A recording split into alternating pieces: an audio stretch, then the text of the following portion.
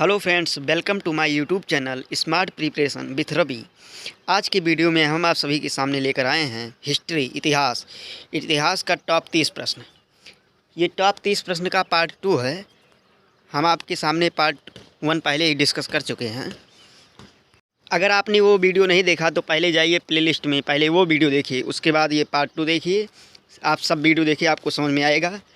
और ये जो पार्ट 30 प्रश्न का हम सीरीज चला रहे हैं, ये सब प्रीवियस ईयर क्वेश्चन है जो कि बार बार रिपीट हुआ है। बार बार रिपीटिशन वाला क्वेश्चन ही हम आपके सामने डिस्कस कर रहे हैं। इसलिए क्वेश्चन आपके सभी एग्ज़ामों के लिए बहुत ज़्यादा इंपॉर्टेंट है। इसलिए ये वीडियो लास्ट तक देखिएगा। अगर वीडियो पसंद आए तो वीडियो को लाइक करिए, चैनल को सब्सक्राइब करिए और वीडियो को ज़्यादा से ज़्यादा दोस्तों में शेयर करिए। धन्यवाद। चलिए हम वीडियो शुरू करते हैं। आज का जो हमारा पहला टॉपिक क्वेश्चन है वो आप सबके सामने आने ही वाला है। देखिए, चलिए इस प्रकार हम आज के पार्ट का शुरुआत करते हैं। पहला क्वेश्चन, सांची का महान स्तूप है। सांची का जो महान स्तूप है वो पूछ रहा है कहाँ पर है। उत्तर प्रदेश, मध्य प्रदेश, आंध्र प्रदेश या गुजरात। बताइए, सांची का महान स्तूप इनमें चारों में से कहाँ पर है। इसका जो सबसे सही ऑप्शन है, सांची का महान स्तूप कहाँ है, बताइए। इसका जो सही ऑप्शन है वो है आपका मध्य प्रदेश। लीजिए, आ गया, सांची का महान स्तूप मध्य प्रदेश में है। चलिए इसके बाद दूसरा क्वेश्चन, गौतम बुद्ध का जन्म स्थान कहाँ था। गौतम बुद्ध जी जो थे उनका जन्म स्थान कहाँ पर था। आपके पास चार ऑप्शन है, कुशीनगर, सारनाथ, बोधगया, लुम्बिनी। बताइए इसमें से कौन सा ऑप्शन सही होगा। इसमें से कौन सा ऑप्शन सही होगा। कुशीनगर, सारनाथ, बोधगया, लुम्बिनी। इसमें से जो सही ऑप्शन है वो है लुम्बिनी।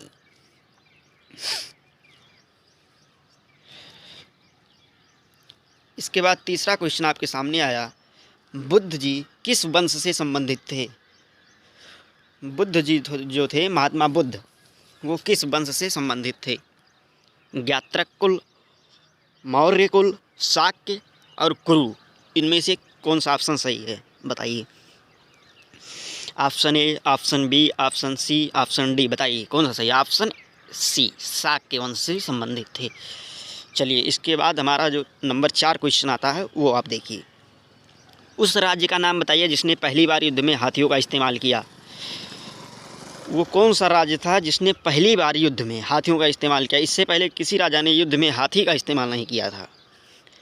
उस राज्य का आप नाम बताइए। इस चार ऑप्शन आपके पास है। पहला कौशल, दूसरा मगध, तीसरा चंपा और चौथा आपके सामने है अवंती। इन चारों में से जो सबसे सही ऑप्शन है वो आपका है मगध। मगध सबसे शक्तिशाली राज्य था उस समय। सबसे 5वां क्वेश्चन जो आपके सामने आया, सिकंदर महान का गुरु कौन था। ये जो चार ऑप्शन आपके पास है इनमें से आप बताइए देखकर कि सिकंदर महान जो था इनका गुरु कौन था। इनके अध्यापक या गुरु कह सकते हैं कौन था। डेरियस पहला ऑप्शन, दूसरा साइरस, तीसरा सुकरात, चौथा अरस्तु। बताइए, बहुत ही इंपॉर्टेंट क्वेश्चन है। इनका जो सही ऑप्शन है वो है ऑप्शन डी, अरस्तु। इसके बाद हमारा नेक्स्ट क्वेश्चन 6 नंबर, किसकी सेना ने ग्रीक शासक सिकंदर के साथ झेलम नदी के तट पर मुकाबला किया। बताइए, इस क्वेश्चन का आप आंसर दीजिए। किसकी सेना ने, किस राजा की सेना ने ग्रीक शासक सिकंदर, जो सिकंदर था वो ग्रीक का शासक था, इसके साथ झेलम नदी के तट पर मुकाबला किया। वो किस राजा की सेना थी। वो था ऑप्शन सी, पोरस। इसके बाद जो 7वां क्वेश्चन हम सबके सामने है वो देखिए, चंद्रगुप्त मौर्य के बाद मौर्य सिंहासन पर निम्नलिखित में से कौन बैठा था। जो चंद्रगुप्त मौर्य जी हमारे थे, इनके बाद मौर्य सिंहासन पर बैठने वाले राजा का नाम पूछ रहा है आपसे। बताइए, पहला ऑप्शन है बिंबिसार, दूसरा ऑप्शन है अशोक, तीसरा बिंदुसार और चौथा विष्णुगुप्त। ऑप्शन ए या ऑप्शन बी या सी या ऑप्शन डी। बताइए इनमें से कौन सा ऑप्शन सही। इनमें से जो सही ऑप्शन है वो है आपका ऑप्शन सी, बिंदुसार। चलिए इसके बाद हम नेक्स्ट क्वेश्चन 8 नंबर क्वेश्चन पे चलते हैं। बिंदुसार के शासन के दौरान विद्रोह कहाँ हुआ, ये बताइए। ये क्वेश्चन आपका बहुत ज़्यादा इंपॉर्टेंट है। बिंदुसार के शासन के दौरान विद्रोह हुआ था। विद्रोह शांत करने के लिए अशोक को बाद में भेजा गया था। तो अब ये बताइए विद्रोह कहाँ हुआ था। उज्जैनी, राजगृह, तक्षशिला, पुष्कलावती। बताइए। ऑप्शन इसमें से जो सही ऑप्शन है वो है आपका तक्षशिला, ऑप्शन सी। इसके बाद चलिए नेक्स्ट क्वेश्चन पे 9 नंबर। निम्नलिखित में से देवानाम प्रियदर्शी किसका नाम था, बताइए। ये जो 4 राजा आपके सामने दिए गए हैं इनमें से किस राजा का नाम देवानाम प्रियदर्शी था। ऑप्शन ए मौर्य राजा चंद्रगुप्त मौर्य, दूसरा ऑप्शन बी गौतम बुद्ध, तीसरा है मौर्य राजा अशोक, चौथा है भगवान महावीर। इन चारों में से देवानाम प्रियदर्शी किसका नाम था, बताइए किसको कहा जाता था। इसका जो सही आंसर है वो है ऑप्शन सी मौर्य राजा अशोक। पुराणों में इन्हें अशोक वर्धन भी कहा गया है। 10वां क्वेश्चन। इंडिका किसने लिखी। इंडिका एक पुस्तक थी जो कि एक विदेशी थे, अभी आपको बताते हैं, उन्हीं के द्वारा लिखी गई थी। उन विदेशी का नाम था मेगस्थनीज। तो इसलिए इस ऑप्शन में जो हमारा दूसरा ऑप्शन है ऑप्शन बी वही सही है। ये जो 4 ऑप्शन है इनमें से जो ऑप्शन बी है आपका ये सही है। ये पुस्तक बहुत ही ज़्यादा इम्पोर्टेंट है और लगभग हर साल कोई भी एग्ज़ाम हो हर साल पूछा जाता है ये, हर वर्ष कोई भी एग्ज़ाम हो सब में। Number 11 question. प्रसिद्ध नालंदा विश्वविद्यालय निम्नलिखित में से किस राज्य में है, बताइए। ये जो नालंदा प्रसिद्ध विश्वविद्यालय है निम्नलिखित में से किस राज्य से संबंधित है, बताइए। उत्तर प्रदेश, महाराष्ट्र, मध्य प्रदेश, बिहार, बताइए।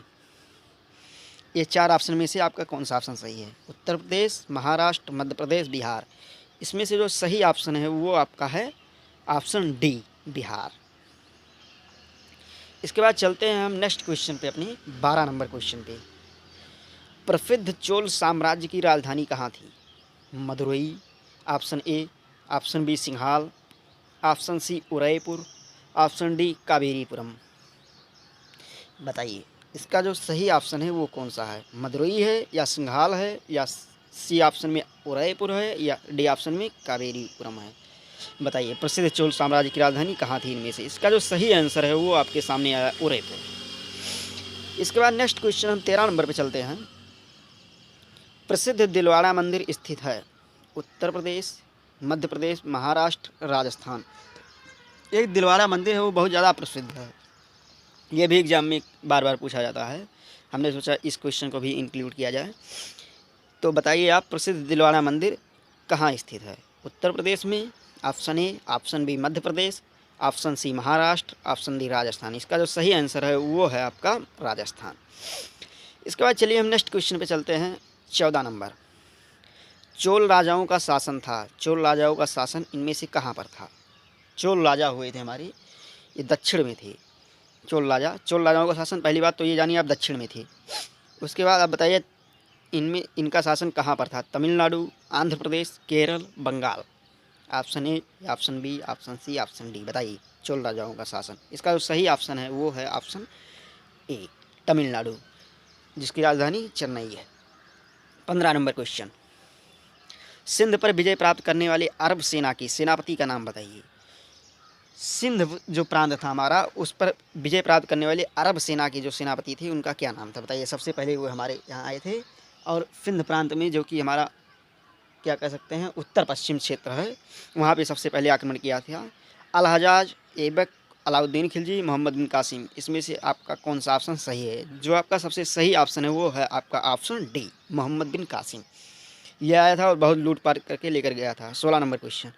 महमूद गजनबी ने निम्न में से किस प्रसिद्ध मंदिर पर धावा बोला था। महमूद गजनबी जो था आया था, ये गुजरात में एक मंदिर है, बहुत प्रसिद्ध मंदिर है गुजरात का, सोमनाथ मंदिर। उसको इस तरह से लूटा था कि वो पूरा विश्वविख्यात हो गया, कुछ भी नहीं छोड़ा। बेलूर, हलेबीड, सोमनाथ, मदुरई। तो इसका जो सही ऑप्शन है वो ऑप्शन सी सोमनाथ, गुजरात में है।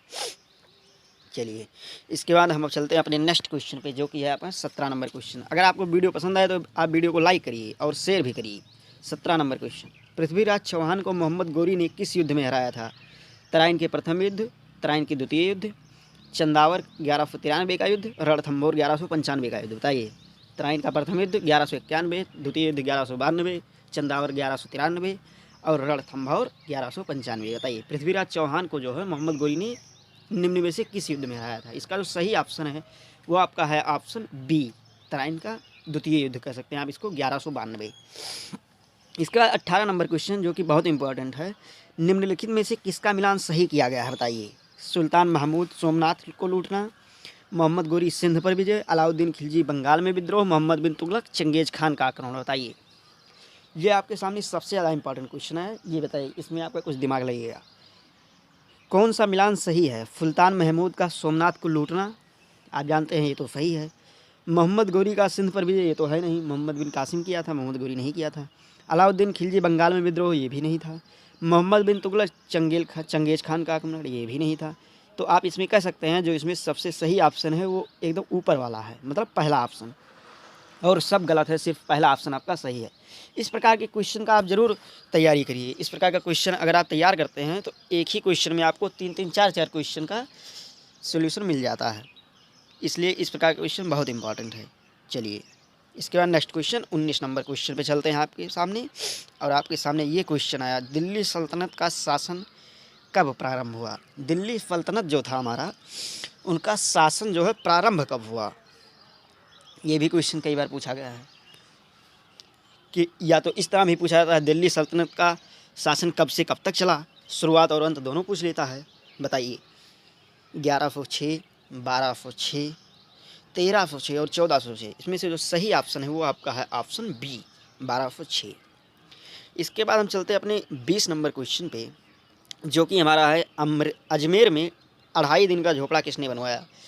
बताइए, अजमेर में 2.5 दिन का झोपड़ा किसने बनवाया? किसके द्वारा 2.5 दिन का झोपड़ा बनाया गया अजमेर में? बताइए। Option A Aibak, option B आपके सामने है अलाउद्दीन खिलजी, ऑप्शन सी आप सबके सामने है बलबन, ऑप्शन डी आप सबके सामने है मोहम्मद बिन तुगलक। बताइए, इसमें से 2.5 दिन का झोपड़ा इन चारों में किसने बनवाया था, वो भी अजमेर में? बताइए, ऑप्शन कौन सा सही? इसमें सही ऑप्शन है आपका जो है वो है option A Aibak. 21 number question, Delhi में सल्तनत का पद संभालने से पहले बलबन किस सुल्तान का प्रधानमंत्री था? ये बताइए, ये तो बहुत इंपॉर्टेंट क्वेश्चन है। एक सुल्तान थे हमारे, उनके कोई पुत्र नहीं था, नसीरुद्दीन शाह, नसीरुद्दीन महमूद इनका नाम था शायद, हाँ नसीरुद्दीन। ये जो ऑप्शन ए है ये आपका सही होगा। तो ये दिल्ली सल्तनत के पहले इन्हीं के प्रधानमंत्री थे। इसके बाद जो 22 नंबर क्वेश्चन है वो है, दिल्ली को राजधानी घोषित करने वाला दिल्ली का प्रथम सुल्तान कौन था? बताइए, पहले दिल्ली राजधानी नहीं था, ठीक है, पहले लाहौर था। दिल्ली को जो है राजधानी घोषित करने वाला प्रथम सुल्तान इनमें से कौन सा है? पहला है ऐबक, दूसरा आलाम शाह, तीसरा बलबन, चौथा इल्तुतमिश। इस चारों में से सही ऑप्शन कौन है? उसमें से जो सबसे सही ऑप्शन है वो आपका है ऑप्शन कौन सा? Option D, Iltutmish. इसके बाद जो आपका नेक्स्ट क्वेश्चन आता है 23 नंबर, जो कि है, निम्न में से किसको चहलगानी के विनाश का श्रेय दिया गया है? एक चहलगानी था, 24 सरदारों का एक होता था, तो इनमें इसी में से पहले इसी चहलगानी में ये भी था, क्या कहते हैं, बलबन। उसके बाद ये राजा जब बनता है तो इसी चहलगानी का फिर विनाश कर देता है। मतलब इन चहलगानी का काम क्या था? राजा को बनाना, राजा को हटाना, यही सब। तो इसका जब विनाश कर देगा तो सब इसके हाथ में हो जाएगा, इसीलिए बलबन ने चहलगानी का विनाश कर दिया था। 24 नंबर क्वेश्चन, प्रसिद्ध फारसी त्यौहार एक था नवरोज, इसका प्रवर्तन किसने किया था? बताइए, नवरोज का प्रवर्तन किसने किया था? इसमें से आपका 4 ऑप्शन दिया है, अलाउद्दीन खिलजी, इल्तुतमिश, फिरोज तुगलक और चौथा ऑप्शन आपका है बलबन। तो जो आपका नवरोज़ त्यौहार है इसका प्रवर्तन निम्न में से किसने किया? बताइए। इसमें से जो सबसे सही ऑप्शन है वो आपका है ऑप्शन डी, बलबन। इसके बाद आपका आता है 25 नंबर क्वेश्चन, जो कि आपके सामने है, रजिया सुल्तान किसकी बेटी थी? ये आप सबको पता होगा, ये बहुत इंपॉर्टेंट क्वेश्चन है। पहली महिला ये शासिका आप बोल सकते हैं इसको, कि ये पुत्री किसकी थी, इल्तुतमिश की या बलबन या ऐबक या नसीरुद्दीन? इन चारों में से सही ऑप्शन कौन सा है? बताइए, रजिया सुल्तान किसकी बेटी थी? इसका जो सबसे सही ऑप्शन है वो आपका है, हम कह सकते हैं ऑप्शन ए, इल्तुतमिश। इसके बाद हमारा जो 26 नंबर क्वेश्चन आता है, नेक्स्ट क्वेश्चन, वे 2 वंशज कौन थे जिन्होंने खिलजी शासकों से तत्काल पहले और बाद में शासन किया था? एक बार फिर से आपके सामने रिपीट करते हैं क्वेश्चन, वे 2 वंशज कौन थे? आपसे वो 2 वंशज का नाम पूछ रहा है जिन्होंने खिलजी वंश से पहले और बाद में शासन किया था। तो इसका जो सबसे सही ऑप्शन है वो आपका कौन सा? बताइए, गुलाम लोदी, सैयद लोदी, तुगलक लोदी और गुलाम तुगलक। इसका जो सही ऑप्शन है वो आपका है ऑप्शन डी, गुलाम और तुगलक वंश। चलिए इसके बाद आपका नेक्स्ट क्वेश्चन 27 नंबर आया, मलिक काफूर किसका सेनापति था? एक मलिक काफूर एक सेनापति था, जनरल, ये किसका था बताइए?